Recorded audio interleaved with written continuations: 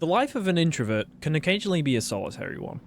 Me personally, I spent a lot of time by myself as a kid. Always the shy one in a group setting.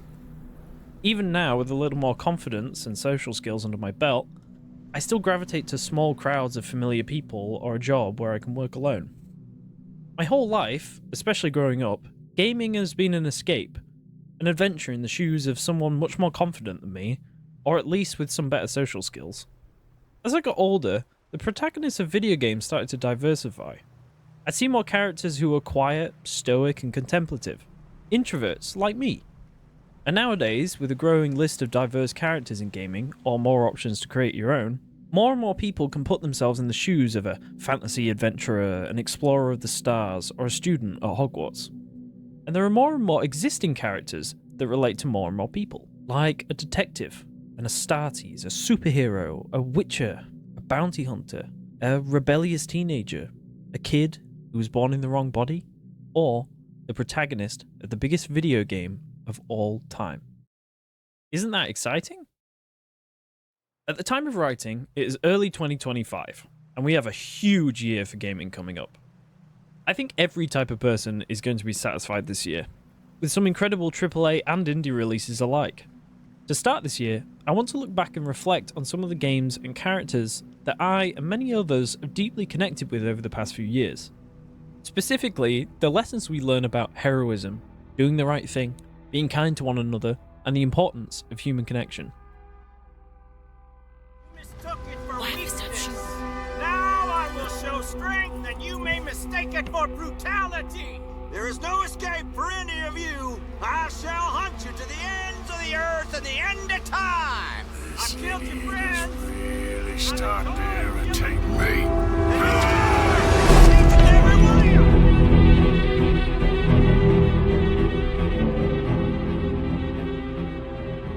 Red Dead Redemption 2's Arthur Morgan is widely regarded as one of the best video game characters, if not one of the best fictional characters ever written. Rockstar have released some of the best-selling video games of all time, and they definitely all have memorable characters. But Red Dead Redemption 2 was different. Word quickly got around that it wasn't like the games that came before it. I'd say Red Dead 2 has the most diverse player base of any Rockstar game, and above it being one of the best open-world games of all time, with secrets and details that's still being discovered 7 years later, I think the game's main selling point is Arthur Morgan. And his journey as one of the last outlaws of the Wild West in an increasingly modern world is still captivating new audiences today. And it's all to do with his narrative depth, being the best masculine role model of all time. Sure, Arthur's a tough guy, but he's also gentle. He's quick with his tongue, but he's also quite thoughtful. And whether you think he's a good guy, bad, or something in between, I think we can all agree on the fact that he's a bit of a loner. The kind of guy who prefers the company of animals or just himself to others. If you, the player, spend a lot of time in camp, other characters will comment on how uncharacteristic it is for Arthur not to be out in the wild alone. What's wrong with you, Mr. Morgan? How'd you mean? You're stuck in camp all the time. You used to be such a man of action. Well, I'm sorry. But no matter how long he spends out in the wild on his adventures, Arthur will always come back to camp, back to the gang. He's fiercely loyal. The Vanderlyn gang is his family, the only people in his life that ever stuck around. Wherever they are is the only place he could ever call home. You see, one thing about us introverts is that we tend to like our small circles, the people we've always known. Maybe it's because sometimes it feels like the world doesn't seem so large and overwhelming when you can remain in the comfort zone of familiar faces and places. But pushing yourself out of your comfort zone and connecting with a stranger could completely change the trajectory of your life or someone else's. You're a good man. Oh, you don't really know me. I know enough. In between meeting folk, sticking it to the man and exploring the wilderness, Arthur needs to rest. And whether under a roof or the stars, Arthur often takes a moment in his downtime to add to his journal. You as the player can occasionally do this when discovering a new point of interest, plant or animal. But after letting our boy rest and get some much needed sleep, he'll often wake up to a new entry. Looking through his journal, we can see how thoughtful Arthur really is. Amongst sketches and scribbles documenting his day-to-day, we also gain insights into how he views the world, how he deals with loss, and how he grapples with being the last of his kind in a rapidly changing America that's leaving him behind. behind that tough exterior and legendary gunslinger is a man like any other. A man who wishes he had done more, said more. A man who wants to make up for not being there. And a boy who didn't fit in with normal folk. So, what does it take for a man to change? What's the price of leaving society behind because it's safer to go alone?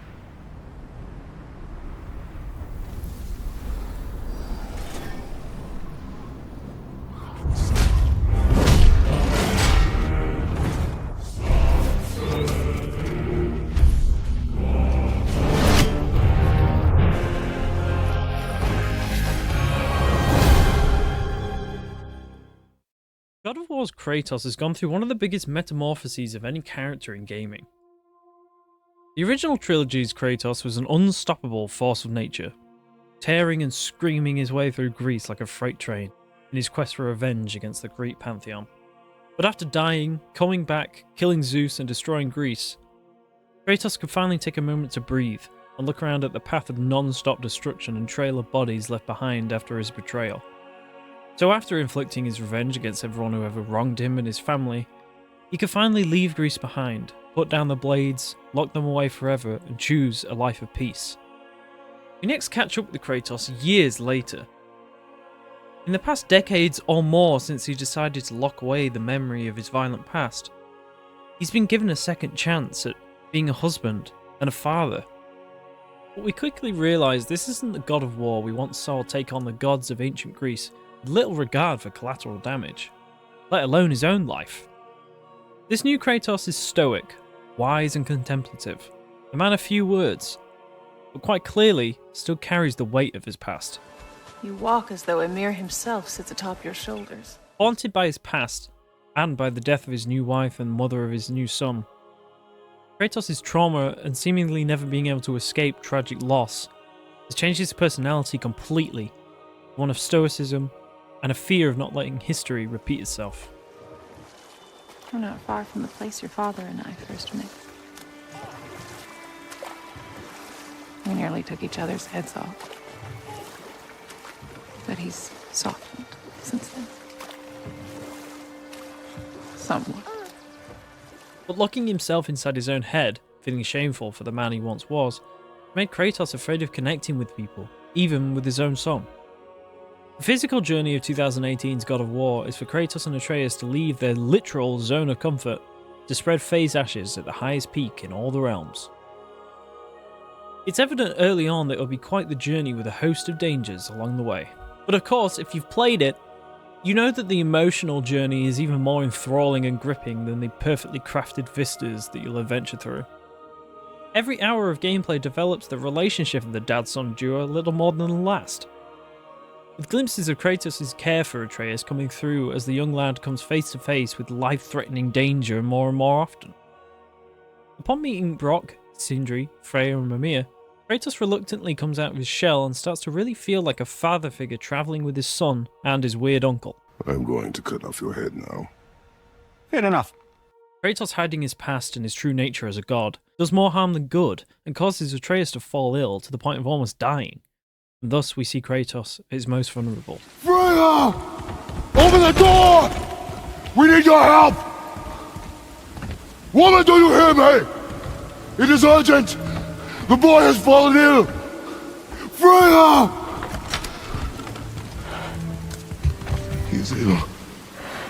This is no ordinary illness. The boy's true nature, your true nature, fights within him.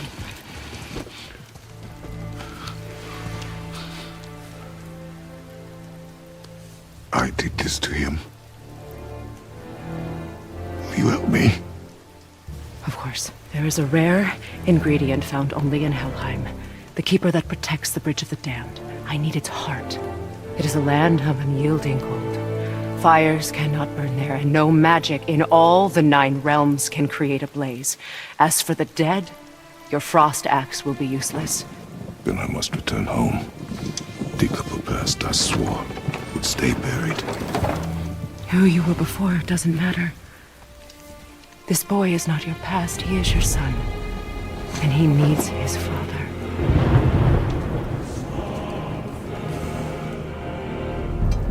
Put as much distance between you and the truth as you want. It changes nothing. Pretend to be everything you are not. Teacher, husband, father. But there is one unavoidable truth you will never escape. You cannot change. You will always be a monster. I know. But I am your monster no longer. The God of War series deals a lot with parenthood. Hell, all of the games we talk about today do. But God of War shows us a lot of different types of parent-child relationships. Some good, most bad.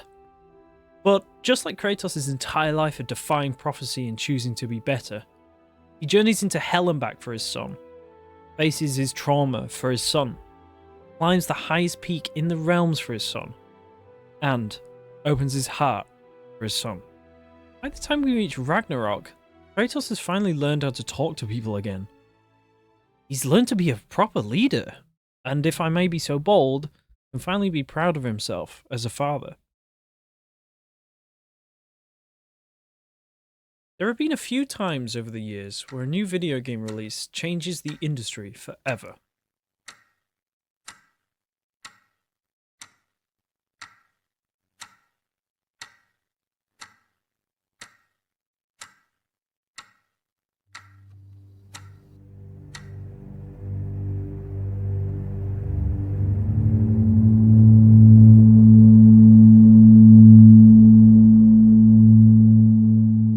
In 2013, the gaming industry was hit with a video game that redefined storytelling in the medium. The Last of Us certainly wasn't the first video game with movie-level cutscenes, not even the first from Naughty Dog. But it was different. It turned heads everywhere, changed how video games were perceived, and changed how they were made from there on out. The post-apocalyptic road trip following Joel and Ellie in an effort to save the world from mushroom zombies has been, and still is, heralded as one of, if not the best video game story ever told. Both protagonists instantly planted themselves in the video game Hall of Fame, especially Joel, who became one of the most recognisable faces in all of gaming. Sure, it's a cliche to say they feel like real people, but it's true. Joel is a zombie-killing badass, yeah, but he's also incredibly relatable. We meet Joel in the middle of a frantic late-night phone call about securing a job, and finding his daughter Sarah still awake on the couch. He's just a single dad, struggling to make ends meet, and he just worked all day on his birthday. But unfortunately, we all know what happens next. We've just been through hell. Okay, we just need...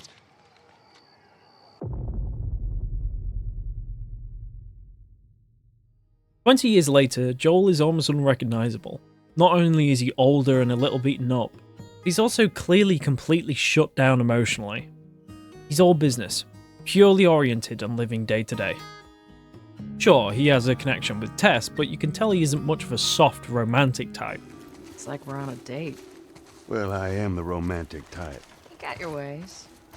Following a trend of the characters we talked about today, Joel is unfortunately defined by his trauma. It haunts his every step and guides his decision making through an avoidance of human connection as to not risk losing another loved one. And once again, following the trend of other characters, Joel is reluctantly thrown into connecting and interacting with more and more people. Most importantly, of course, Ellie, who will eventually give Joel another chance to be a father again.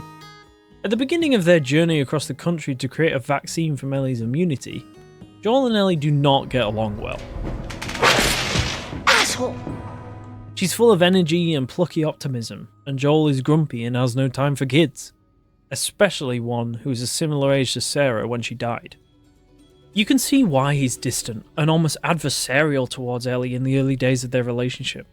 That haunting trauma must feel like it's taunting him with her presence in his life. As they journey further and further across the country and endure more and more, they slowly do start to bond.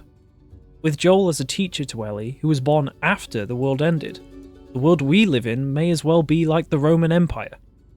As a protector and teacher of a young girl, how could he not start to feel like a father again? By the time they reach Wyoming to find Joel's brother Tommy, it feels like they're right on the verge of a breakthrough in their relationship. But of course, this is what Joel fears the most, and in a vulnerable moment of fear, he asks his brother Tommy to take Ellie off his hands, as to not risk reliving the past. Before we get to arguably the most iconic scene in the game, we need to rewind a little. Throughout this section, you've been seeing footage from both the game and the TV show adaptation. This is because I thought it'd be interesting to look at both interpretations of the character as a whole. You see, like many greatly written characters, having multiple actors give their take on the original material not only gives us different interpretations, sometimes even of the same script, but it also fleshes out our understanding of the character as a whole. So, with their stories effectively the same, I'll be treating Troy Baker and Pedro Pascal's Joel as a single character, because in my eyes, they are both Joel Miller, one not more than the other. So, when Ellie confronts Joel feeling rightfully betrayed, naturally he shuts her down, partly because Ellie brings up Sarah and hits the nail on the head as to why he's so afraid. So the ride home is a sullen one. Joel clearly immediately feels terrible after the adrenaline wears off. In both versions, Joel comes to the decision to change his mind off screen, and we, the audience, are just as relieved as Tommy and Ellie. So, facing the idea of being a father again, and all that comes with it, he plucks up the courage and continues his journey, wearing his heart on his sleeve. To a certain point. Were you married? For a while. What happened? Okay. Too much? Too much. This is great. Joel is coming out of his shell, teaching Ellie about sports and the way of the old world. He opens up about his younger self and being a really young father. It's perfect. And they're closing in on the end of their journey. All they need to do is fight the Fireflies? Get down! Oh! You asshole! Fuck! Right. Joel is injured and Ellie has to fend for herself for a while. Playing as Ellie in this section really brings the fear factor up to 11. It really feels like the world closing in on a lost child. In her search for medical supplies, she comes across David, who seems nice. He's even chill about Joel killing all those people.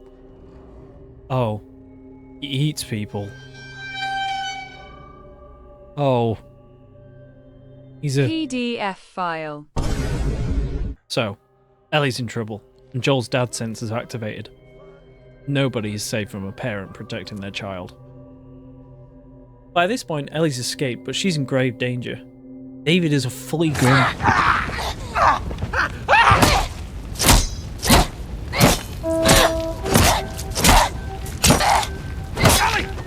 Stop! Stop! Fucking touch me! It's okay. It's me. It's me. It's me. Look. It's me. He tried to... Oh, baby girl. It's okay.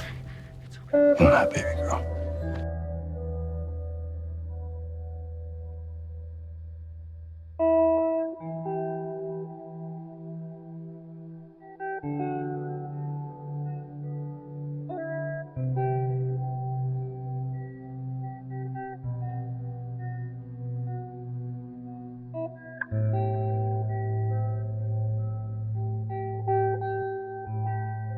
So Joel finally embraces her as his surrogate daughter.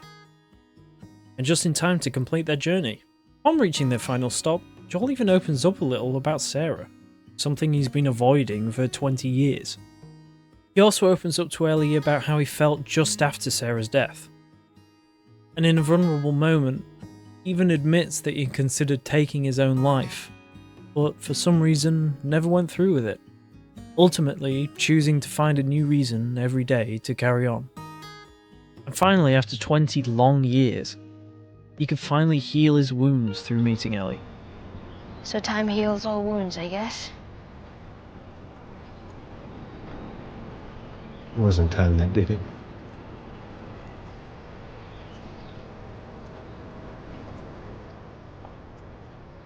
And through connecting with her, Joel felt alive again.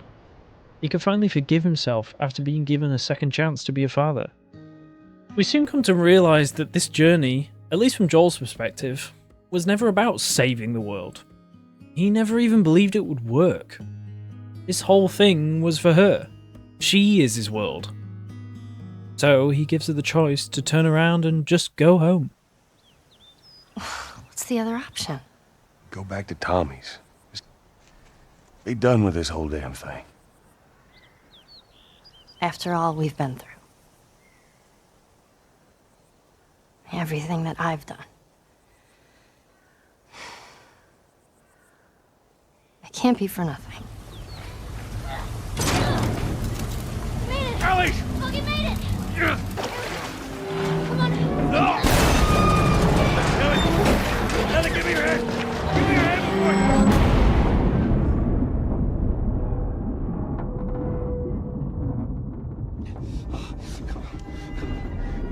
Hands in the air! She's not breathing. Hands in the fucking air! Come on.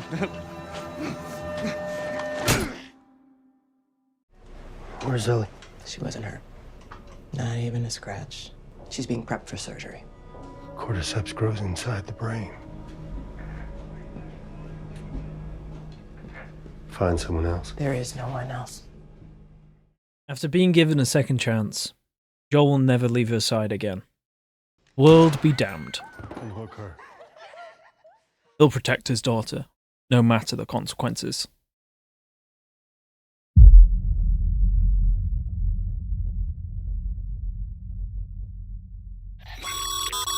This is Bridges Central Dispatch. Freelance contractor Sam Porter Bridges. Receiver is standing by for drop.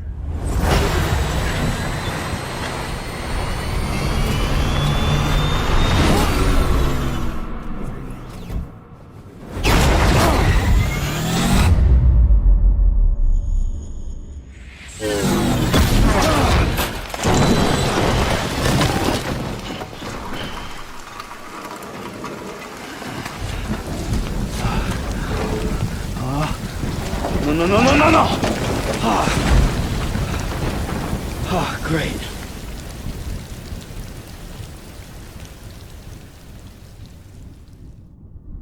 – 2019 treated the world with answers to years of cryptic trailers for Death Stranding. Now, some questions were replaced with new ones, but luckily we'll find some answers to those this year, such as who this little guy is, or who this guy is.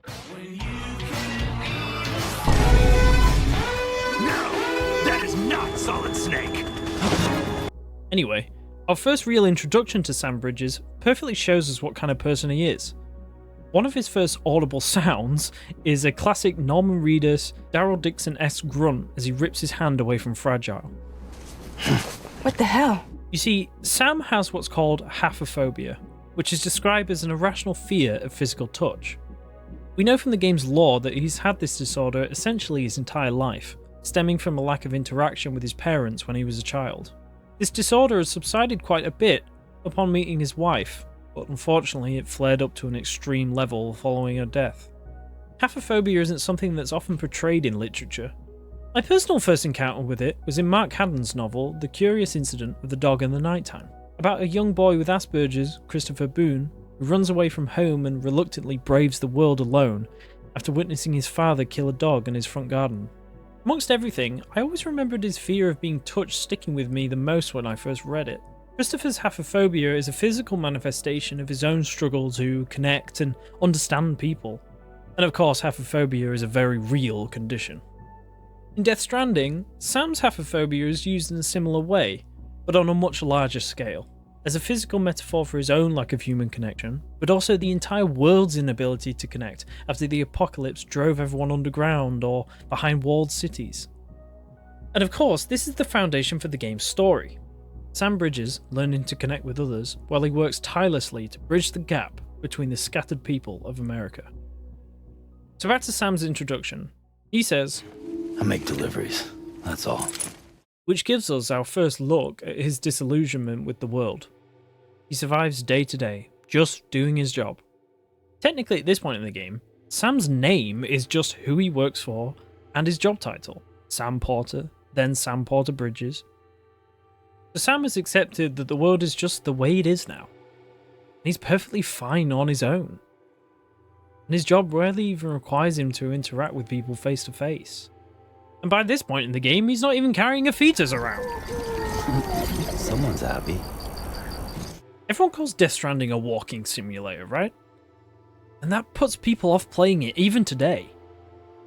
And among the incredibly spiritual, thought-provoking, beautiful story is, well, yeah, a walking simulator. But can you believe that's why I personally think it's a masterpiece? You see, I grew up exploring the countryside of England. I visited my fair share of countries around the world, especially as a kid. But the British countryside is where I really walked and explored. My dad and I were always going on adventures, and it definitely fueled my love of nature and getting lost. So when I finally forced myself to play Death Stranding, I naturally got addicted to the walking. I'd never been so engaged trudging around at a snail's pace in a video game. Clambering over rocks, sitting in flower beds, and wading through running streams has been my entire life. And sure, I never had to carry a fetus around or fight terrorists.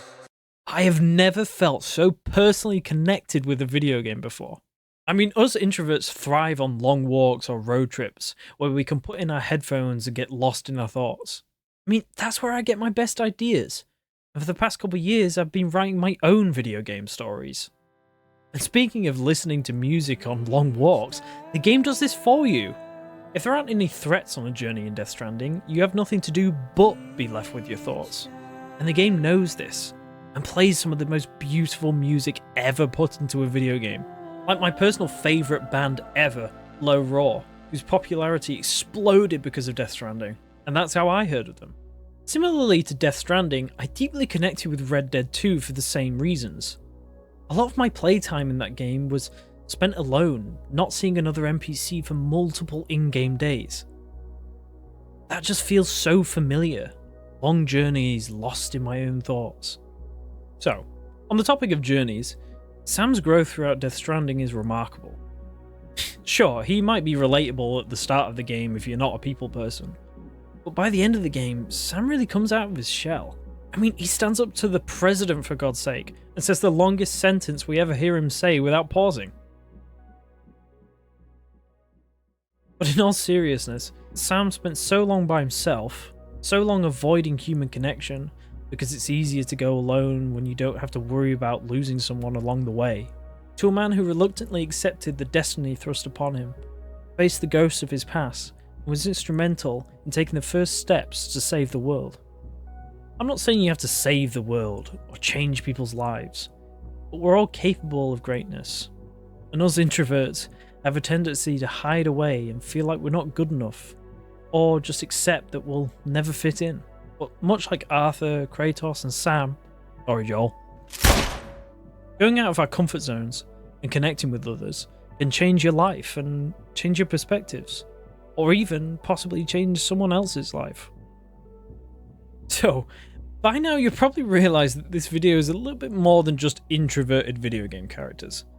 The full title should be something like Introverts, Trauma, and the Fear of Human Connection as a Trauma Response, and here are 4 sad video game dads that represent that idea. Just rolls off the tongue so nicely. For many people, traumatic events and periods of extreme stress can completely change their life afterwards without even realising. At the time, you just want to lock yourself away for a while, but days turn to weeks and months, and before you know it, you start to lose all of your human connection and confidence. For some, COVID locking them away in their homes made it difficult for them to return to normal life later in the year. Comfort zones are a hell of a drug. Okay. When I say people get used to being inside so much that it becomes unhealthy, yeah, I subtly, not so subtly, mean me. Maybe this entire essay is just me coping. You see, being an introvert, I love being at home in my own space. But in 2020, I turned 17. The prime age for doing nothing but playing video games. But being allowed and encouraged to stay at home for an extended period of time before I got a job just led to years of laziness. It's only in 2024, when I turned 21, did I realise that being a jobless introvert and COVID had made me practically addicted to being in my bedroom. That, combined with some hard times in my life over those years, it was the perfect storm for turning my social awkwardness into extreme social anxiety and an avoidance of people at all costs. Now, of course, I'm absolutely not dismissing anyone's personal journey with trauma, anxiety, and depression. Myself and those close to me have had our fair share of hard times, especially in COVID. And it's always important to be kind to yourself and give yourself a break from time to time. But at some point, people like me need to force themselves out of bed. Because the easiest road in life is the one of comfort and security. And that is why human connection is so important. We all need someone to check up on us and tell us it's okay to take a break. But we also need people to pull us out of our echo chamber and back to civilization. The characters we talked about today probably would have all preferred to go out alone. And trust me, I know how it feels. But look what stepping out of their comfort zones did for them. Arthur Morgan chose to connect with strangers, chose to challenge himself emotionally more than he ever had before, and changed lives. He not only found meaning in his own life, but he was also able to teach folk valuable lessons in kindness and selflessness. We see so many people's lives and perception of the world change for the better having known him. Kratos slowly learned to face his trauma, face the guilt he had carried for so many years. Connecting with strangers and his own son made him realise that we don't stop history repeating itself by forgetting it. We stop it by vowing to build a future on the lessons we learn from our past and our mistakes.